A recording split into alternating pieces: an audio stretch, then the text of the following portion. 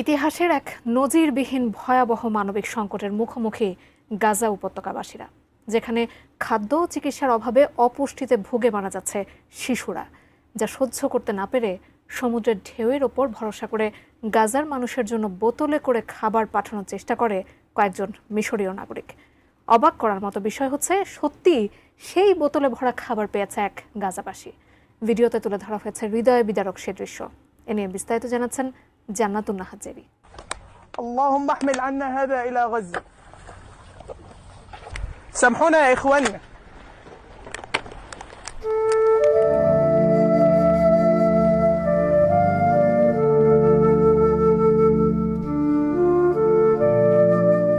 ইসরায়েলের দখলদার বাহিনী ফিলিস্তিনের গাজা উপত্যকায় দীর্ঘদিন ধরে কঠোর অবরোধ আরোপ করে রেখেছে, যার ফলে সেখানকার জনগণ তীব্র খাদ্য সংকটের মুখে পড়েছে।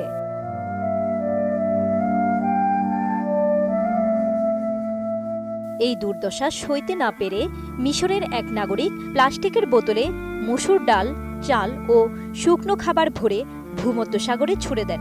তাদের বিশ্বাস, এগুলো ভাসতে ভাসতে হয়তো একদিন গাজায় পৌঁছাবে। অবিশ্বাস্য হলেও সত্যি, এর মধ্যে একটি বোতল গাজার এক মৎস্যজীবীর হাতে পৌঁছায়। বোতলটি হাতে পেয়ে তিনি আনন্দে উচ্ছ্বসিত হয়ে পড়েন। সংবাদ মাধ্যম টিআরটি ওয়ার্ল্ডের প্রকাশিত একটি ভিডিওতে দেখা যায় সেই হৃদয় বিদারক আশাব্যঞ্জক দৃশ্য, যেখানে মানবতা আর ঈমান এক হয়ে গেছে।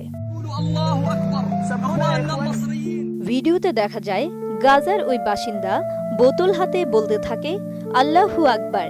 মিশরে আমাদের ভাইয়েরা চাল ডাল ভর্তি বোতল গাজার উপকূলে পাঠিয়েছেন। এক জেলে সমুদ্র থেকে এটি উদ্ধার করেছেন। এর মানে আমরা আজ ডাল খেতে পারবো। তিনি আরও জানান, বোতলের মধ্যে একটি নোট ছিল, যাতে লেখা, মিশর দীর্ঘজীবী হোক। আল্লাহর ইচ্ছায় মিশর, আরব বিশ্ব এবং ইসলামিক উম্মাহ দীর্ঘজীবী হোক। গত 23 জুলাই মিশরের এক ব্যক্তি সমুদ্র তীরে দাঁড়িয়ে বোতল ছুঁড়তে ছুঁড়তে বলেছিলেন, গাজার ভাইরা, আমাদের ক্ষমা করুন, আমরা এর বেশি কিছু করতে পারছি না। মিশরীয়রা 1 ও 2 লিটারের প্লাস্টিকের বোতলে চাল, ডাল ও শুকনো খাবার ভরে সমুদ্রে ছাড়ছেন, এই আশায় যে এগুলো গাজায় পৌঁছবে। অবশেষে একটি বোতল গাজার এক বাসিন্দার হাতে পৌঁছেছে।